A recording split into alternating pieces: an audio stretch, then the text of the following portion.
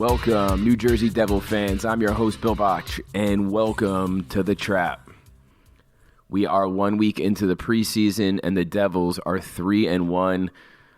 It's not just their record. The team looks pretty good.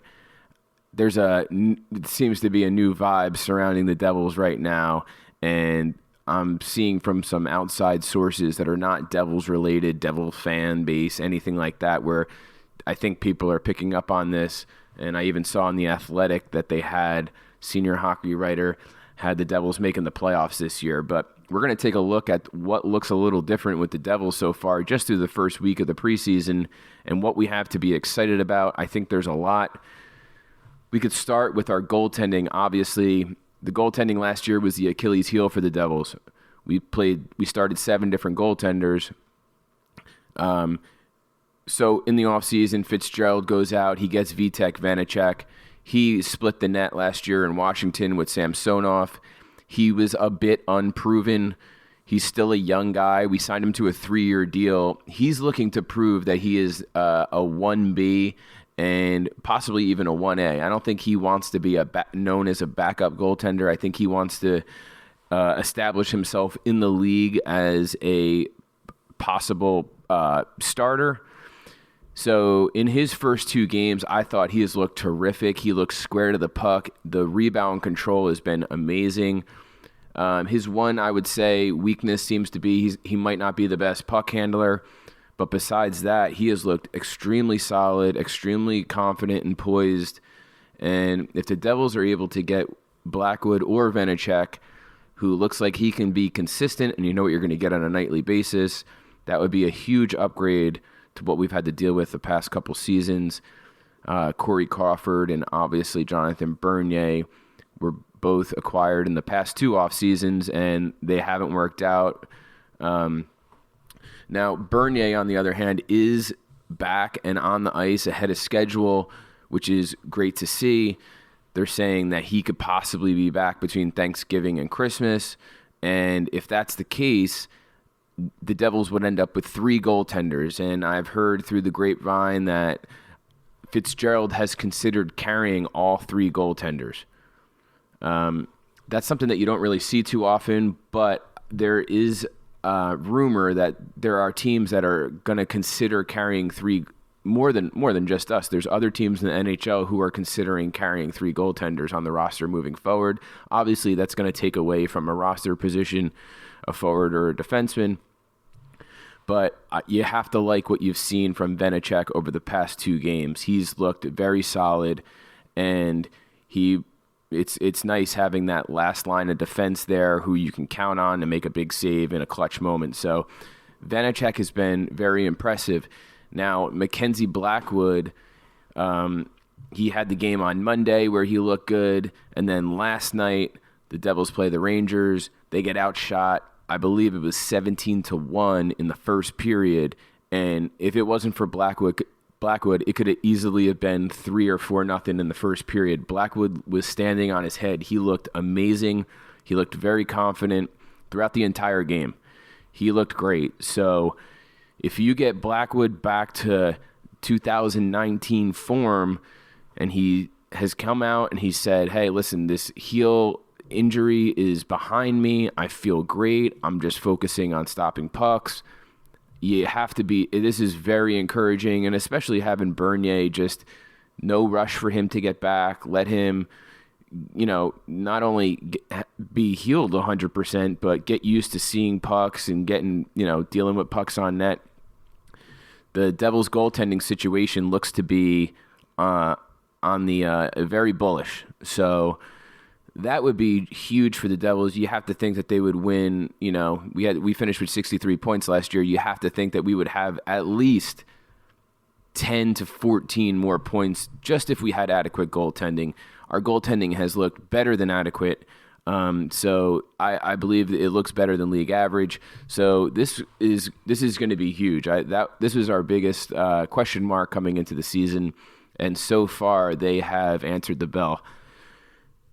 Couple other players that we could dive into. So Fitzgerald makes the trade. Eric Haula brings Eric Haula into New Jersey, gives up Pavel Zacha. Pavel Zacha's time was over in New Jersey. That he was exhausted. The fan base was angry. It was never going to work out for Pavel Zacha. So they bring in Haula. He's a little bit older. He's 31 years old, and he has been amazing. He looks like a guy you are not going to have to worry about. It's nice not watching Pavel Zacha clunk around the ice like he has cement in his skates and, not knowing what you're going to get shift to shift, game to game. Haula has been all over the ice. He's a guy that you could run through your lineup. You could play him anywhere. He has scored in both games that he's played in, and he looks like a great addition to the team. Potential leader in the locker room. He's rocking the number 56, who obviously us Jersey guys know another great player at 56 who played for the New York Giants. He's rocking the LT. I gotta love that. So Erik Haula has been extremely impressive to me. He had a beautiful goal the other night.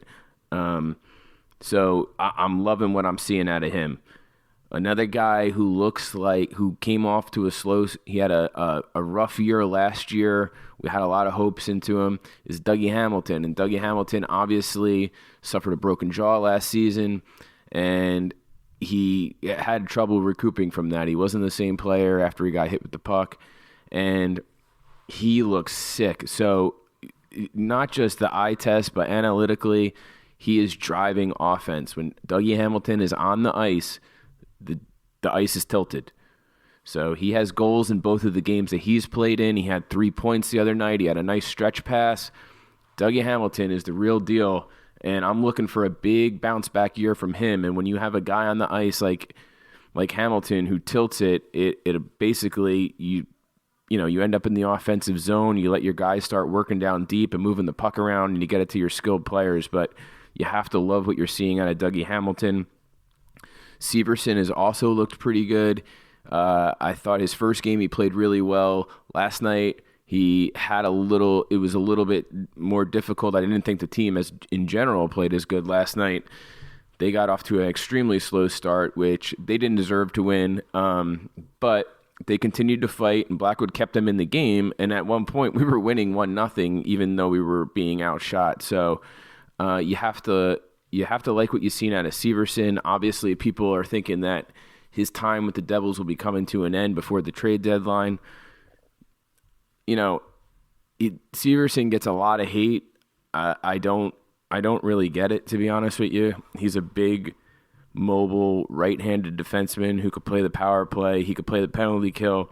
He makes some bonehead moves, but he has a great outlet pass. And he stretches the ice, and he's got a good shot too. He gets the puck through. He's got hands in. You could throw him into the penalty shot situations. I'm a Severson fan. He's played one of the, as far as Devils defensemen go, he's up there in games played for franchise history. So we'll wait to see what happens with him. We do have Simon Nemec, who we drafted second overall, who looks great to me. He's obviously only 18 years old, but he's a big kid, and he's gonna have his bumps in the road. I mean, that's expected. He's playing versus professionals. This is not Slovakia, but you can tell how smart he is. He holds on to the puck. Thomas Hickey was interviewed, and he was saying Nemec is doing things that I don't think that the casual fan understands, where he holds on to the puck for a half a second longer, and what it does is it opens up the ice, and it allows, and he's able to see the ice so well that he's able to allow our forwards to get open, and then he's able to complete that pass to our forwards in transition. So you have to love what you're seeing out of Nemec. He has a great stick off the rush, people coming down. It looks like he's kind of like tempting them, and then he is able to get his stick out and deflect the puck, up over the glass or put a puck into the corner. I'm loving what I'm seeing out of him. He's easily becoming one of my favorite players. I think he's going to be such an important piece to the future of the Devils. Obviously, Luke Hughes is going to be coming up, and it's going to be the Hughes brothers show, and Hughes is going to get a ton of attention, but I can't understate or overstate enough how much I think that Simon Nemec is going to be a really franchise defenseman. And we may have 2 or 3 franchise defensemen if you want to throw Dougie Hamilton in there. So I'm loving what I'm seeing at a Nemec. I thought he was one of our stronger players in the Ranger game last night. I was at the game, and he played very, very well. Now Ohutuk and Ball are playing for that 6th and 7th defensive roster spot. I am not high on Brendan Smith, honestly. I get it. We signed him for 2 years, so we're expecting him to play. But you know what you're getting out of Brendan Smith. And I think that Kevin Ball has looked really good. It's not the most exciting game, but he looks like he's ready to be a pro for sure. He's got tons of size. It looks like he's worked on his skating. His skating has gotten better. He's making smarter decisions with the puck. He looks a lot more confident in the decisions that he's making. I was really impressed with the way that Kevin Ball played at Madison Square Garden the other night. He was on the ice for he logged a lot of ice time too. He's just rangy, and he's a nasty kid. I'd like to see him get a little more physical. But Ohutuk, I thought he played great too. I mean, he's a tough kid. He is so strong. He was just like a bull running over people at the Prudential Center last night. He plays the puck in his feet really well too. I noticed that there was a couple pucks that like kind of came into him at a weird angle, and he was kicking them and playing them off of his feet. And I thought he played really strong. I mean, Ohutuk's his game is his physicality, and sometimes when you play that physical, or you're trying to make open ice hits, you can get caught out of position very easily, especially when you're playing versus guys of really high caliber. And last night, I think he sat back and was like a little more patient, and he picked and chose where he wanted to be physical, and it put him in a position to where he wasn't caught out of position. I really like what I see out of him. Either one of those guys playing in the 6th role would be fine to me. I think Ball is a little bit ahead of him, but I would still like to see him get a shot because I think he is a very exciting player, and he adds an element to one of the elements of his game is he's nasty, and he gets him. He'll face wash people in front of the net, and he'll fight, and he'll make sure that people keep their head up coming through the neutral zone. That's something that we really don't have. So I like Ohutuk a lot, and I hope to see one of those 2 guys get that 6th defenseman spot over Brendan Smith. I don't think Brendan Smith necessarily has the patience or the hockey IQ to make great decisions when he has the puck in his own zone. I think he's a throw it off the glass out of the zone kind of guy instead of holding on to the puck and letting play develop and trying to hit somebody in transition. But we'll wait and see what happens with that. We have another week of preseason still, so we'll wait and see how that plays out. But either way, you have to be really encouraged if you're a fan at the game that both of those young kids have played, and obviously they're going to be insulated by Marino. Marino has looked great. His skating is really impressive. He's not known for being an offensive guy, but he still kind of jumps into the play a little bit. And he's not known for being a physical guy either, but he uses his body really, he's using his body the right way. He gets in between defenders. I'm really, really liking what I'm seeing out of Marino. Now, giving up on Ty Smith and trading him to Pittsburgh when Ty Smith is such a young kid and had as a prospect, he had a ton of upside. And I was listening to NHL radio, and they were talking about how, if Fitzgerald messes this trade up and Ty Smith becomes this great player, it could cost Fitzgerald his job. And it's like, you know what? We have enough offensive defensemen. We do. We need people that can defend. We let too many goals in. So I think this trade for Marino was a great move. We have Nemitz, we have Hamilton, we have Luke Hughes coming in. Those are going to be the guys that are going to push play, be up ice, and you need somebody that's going to play responsibly and allow those guys to use their skill set to the highest of their ability. So you have to be excited by what you're seeing with Marino. He obviously is a great skater. He's fast. I mean, he was keeping up with Jack Hughes during the scrimmages and stuff. So that's very encouraging to me. I really like what I see on the back end. Our back end looks like it's going to be really good for years to come. Another guy who obviously has a ton of speed, who it's nice to see back in the lineup, is Miles Wood. He was kind of getting tossed around, and he was playing his game. He's a physical guy, obviously, and he was effective. He had a nice goal at the Garden the other night. Miles Wood is a devil through and through. Now, where you're going to play him in the lineup, you got to think you're going to play him on the fourth line. That BMW line, I'm not so sure that that's going to exist this year. Now, I really liked what I've seen out of Fabian Zetterlund. So, Zetterlund had some visa problems coming over here, so he missed the first game that he was supposed to be playing in. And then he plays in the second game, and he was all over the ice. You know, he was blocking shots, sliding across the ice on his ass on the penalty kill. I mean, he had a couple nice plays where he had the puck along the boards, and instead of just throwing it towards the net, he actually carried it and drove towards the net and kind of created an offensive chance.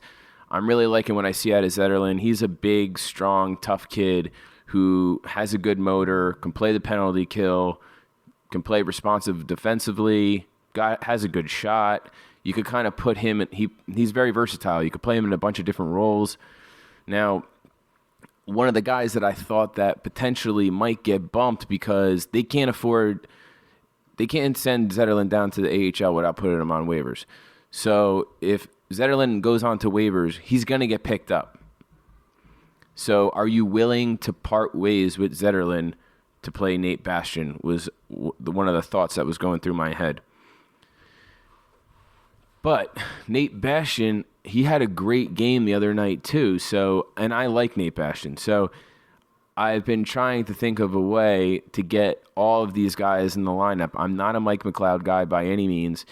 So is there a chance that Zetterlund could play center and you can play Wood, Zetterlund, Bastian as a fourth line? That would be a very tough line to play against.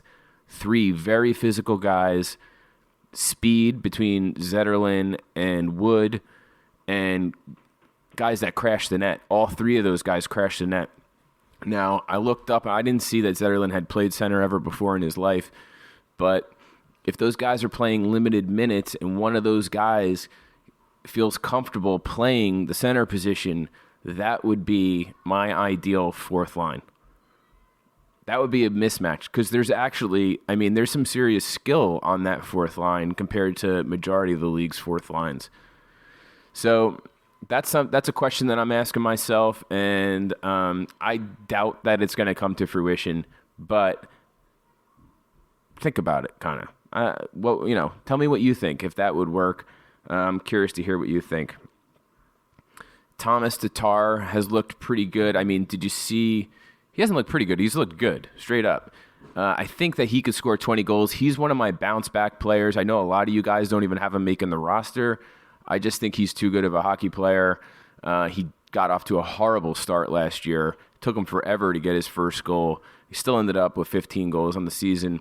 He's a guy where you're going to play him on the third line with Haula and Mercer, and you have a very skilled third line now. If you saw the goal he had versus the Rangers, he came down and it scored on his backhand. It was a beautiful shot. That's a goal scorer's goal. You don't just let people like that walk. I think you're going to run Tatar, Haula, Mercer out there, and that third line is going to have skill. It's going to have pace. I would love what I see with that. And Haula actually plays a little bit of a gritty game. He's not like the most physical guy, but he knows how to play the game correctly. He's not scared to go into the hard parts of the ice. He's a professional. So, And obviously Mercer isn't scared of going into the hard parts of the ice and plays a very gritty game, and so does Haula. That would be a matchup nightmare for other teams. So I really like what I see out of him. Now, obviously, we're 6 minutes into the first game of preseason, and Nico is not on the bench. And you're thinking, holy shit, like, again, like, how is this even possible? So they got the Devils say it was cramping. Everybody knows it's not cramping. Enough of the bullshit. Just tell us what is going on. It's ridiculous. It's like every year the Devils, their reporting is just, you can't believe anything that they say. Miles Wood was out with bumps and bruises last year for the entire season. It's like, come on, just be real with us. What is going on? So, a couple days later, okay, Nico has a hamstring strain. And it's like, we all know what that means. Hamstrings can take forever to heal. Now, what you don't want to do is you don't want to throw them in before it's completely healed. That's how these things linger for, an entire season. How many football players have we seen where they had a hamstring problem, they come back too early and they re-aggravate it and they're out for the entire year? The Devils start off the season with a very favorable schedule. They have some really easy matchups as far as NHL teams go, and let him heal. Like, there's no point in rushing him back to play versus the Flyers or the Red Wings at home or Anaheim. There's no point in doing that. So it's tough to see, and it's tough to read and watch. Nico has obviously had a horrible history of health problems and injuries between the broken foot and then the puck to the face, and it's like he's had a rough go of it. He looked like he's ready to take the next step as a captain and as a leader. He's one of my guys that I have predicted to have a real breakout season, and I expected him to score 30 goals, and I still think he can. I don't want to see them rush him back the way that they threw Mackenzie Blackwood out there last year and ended up costing him the rest of the season. I hope that the Devils are smart about the way that they handle this, and it's tough to see. I was at the game last night.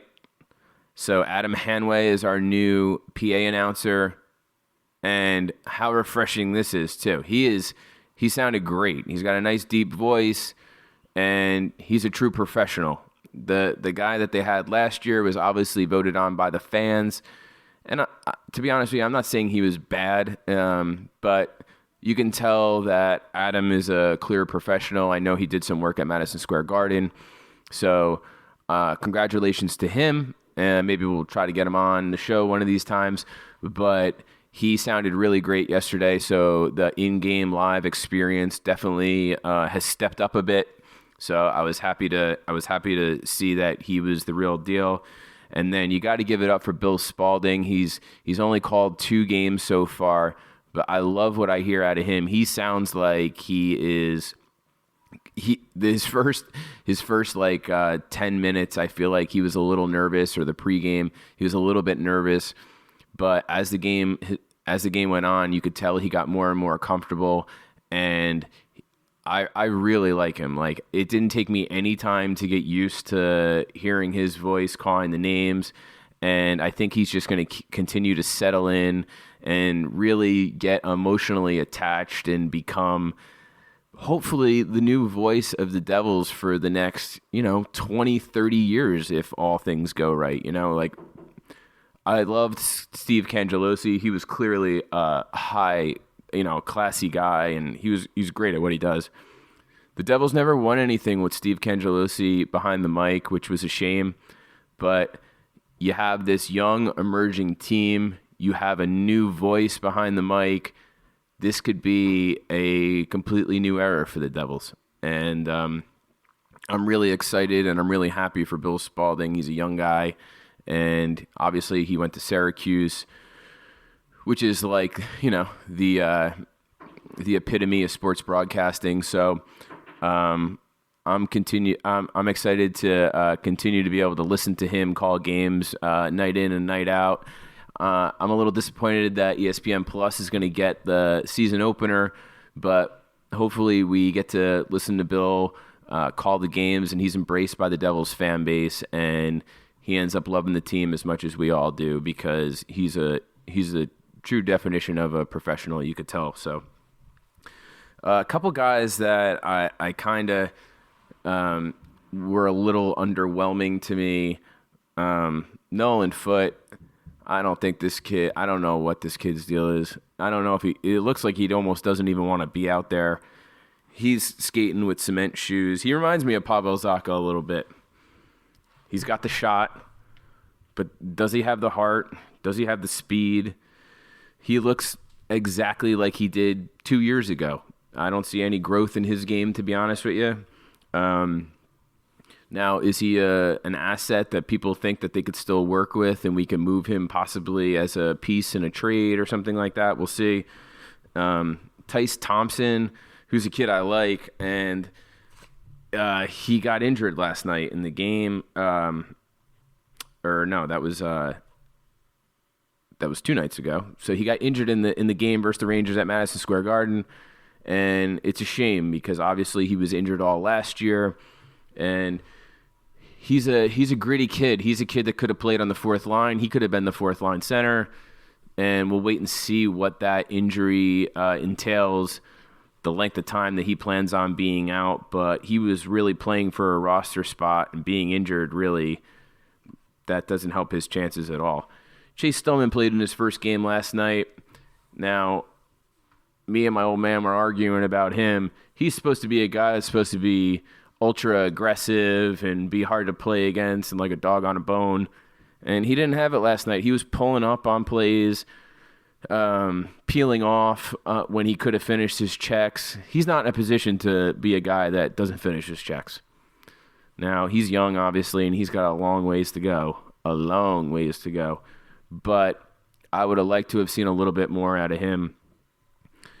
But at the end of the day, the most important players lived up to the hype and looked really good. And Alexander Holtz, now, he didn't get on the score sheet last night, but that H2O line, the Palat, Hughes, Holtz line, they look like they're the real deal.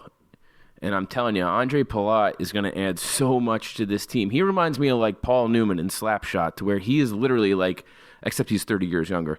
He's like a coach on the ice. And you can tell after the first period last night, I don't know who went into the locker room or what was said, but Palat definitely is going to be a guy that holds people accountable, not necessarily vocally, but he's going to help these kids and put them in the right direction and help them get their head out of their asses when things don't start going their way. So you have to like what you've seen out of him, and you have to like what you've seen out of Holtz too. Holtz didn't get on the score sheet last night, but he was involved in a lot of scoring chances. He's finding open areas of the ice, which is important. He's not behind. Last year, his problem was he was always playing catch-up, so he was always behind the play. This year, he's in the mix. His skating is definitely better. He got faster. He obviously has that wicked shot. I think Holtz is gonna be the real deal. He looks like the real deal. It's gonna take him a minute. You have to be patient. This is a kid. Throwing him into the professionals, you can't break it up if he goes 5 games without scoring a goal. Just let him do his thing. Let him get comfortable.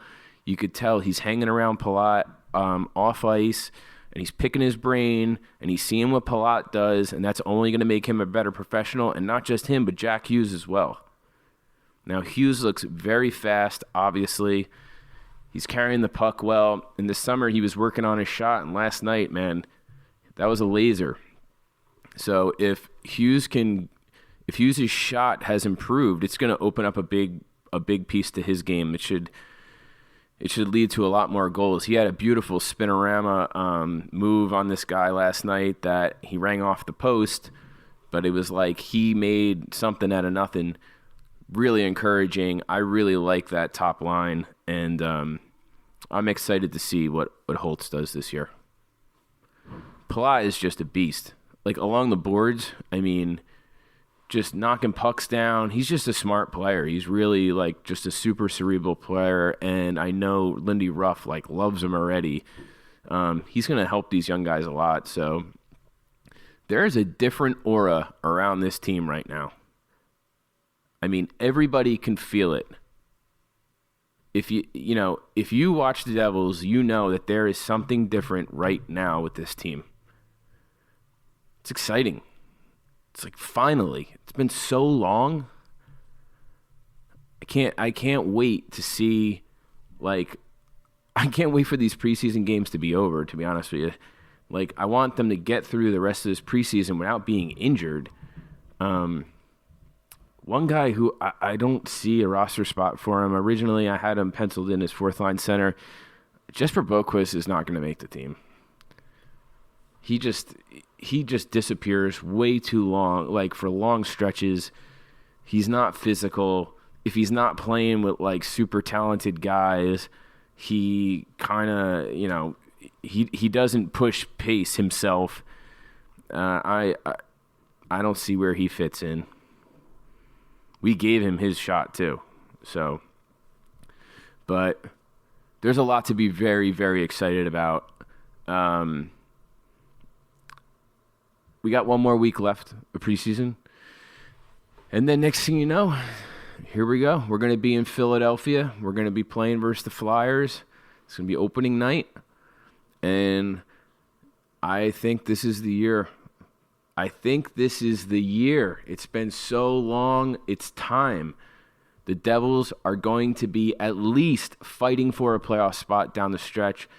But I tell you what, if they play the way that they've played over the past 4 games, and I know it's just preseason, and it doesn't mean shit, but if they play the way they do and they have the same energy and positivity and confidence the way they do, this team could be in the playoffs. I don't care what NHL Network says, or Sirius NHL, or Boomer, Gordon, and Hahn, and this guy and that guy. I don't give a shit what any of them say. If this team plays with confidence and response, and they're responsible the way that they've played the past 4 games and have the goaltending, this team will be in the playoffs. It's a beautiful thing. It's a beautiful thing.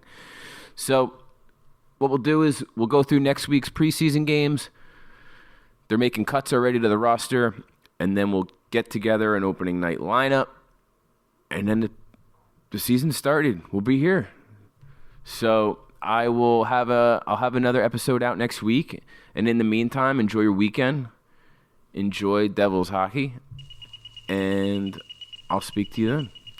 From the Trap, Billy Bach. I'm out.